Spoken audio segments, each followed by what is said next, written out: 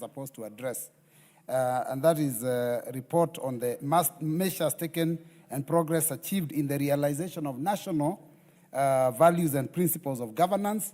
He's also supposed to deal with the issue of the progress made in fulfilling international obligations of this republic, and then also the state of national security. So it's very specific.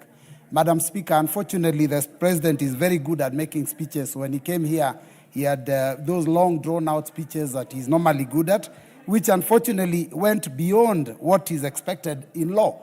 And being an excellent marketer, then I saw that people were excited that what he was doing was maybe the right thing. But I want to say it is very specific. Our constitution is very specific on the things that he's supposed to have been doing.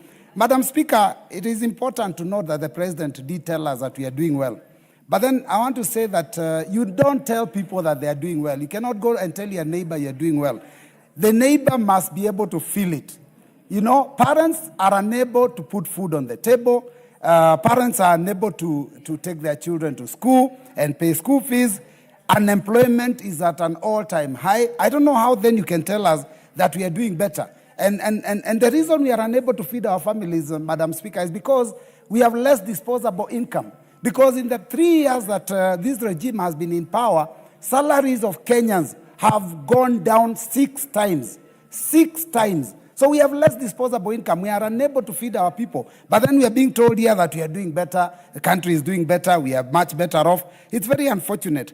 Now, the only thing I can say I can give this regime is that they're very good at cash handouts. They've been going all over the place. I don't know, public empowerment. In campaigns, we are seeing them dishing out, handouts. But you cannot develop a country. You cannot move a country to the first world with cash handouts.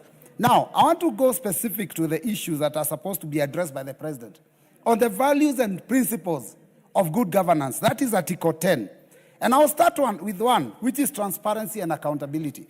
The president did cite Singapore. The reason Singapore has reached where it has is because of integrity. It's because of transparency. It's because of accountability. I don't know whether this regime is being run in those terms. Madam Speaker, I want to point out that Singapore is corruption-free. Is Kenya corruption-free? I will not even bother to answer that question. Every Kenyan knows. Now, you cannot begin to tell us we are going to be like Singapore when corruption is the order of the day. Madam Speaker, in terms of transparency, you know that the law is very clear about borrowing. The public debt must also be contained and controlled by this House. But this regime, Madam Speaker, has been borrowing and has been borrowing from under our noses. And members are aware, but they ignore. Because when you hear something called securitization, Madam Speaker, for all intents and purposes, the last time I heard the majority leader challenge me, I want to challenge him to read the definition. And the word loan is actually used to define securitization because you're taking money in advance for road maintenance levy fund. The money that people will pay fuel 10 years from now is already being spent now. That is a loan. So I want to say that this is not transparent. We are borrowing beyond what we should borrow because we are hiding. Now, Madam Speaker, the second one is public participation. You know that's a value that this country must, as espoused in the values and principles. Public participation, whenever we are passing any law, we are supposed to go to the public. You remember when we were passing the finance bill, Kenyans said no to so many things. When an impeachment motion was brought here against the former deputy president, Kenyans said so much. But this regime ignored, and members of this House also ignored what people said. That is what is supposed to be respected. Human dignity, Madam Speaker, is one of the values. How can you say we have human dignity when you see what happened? New York Times did give a report that Kenyans are actually being traded as slaves out there. And it is benefiting a few individuals. And you're telling us we're going to first world? How do you go to first world when your citizens are slaves in other people's countries? Madam Speaker, the issue of human rights is also another value.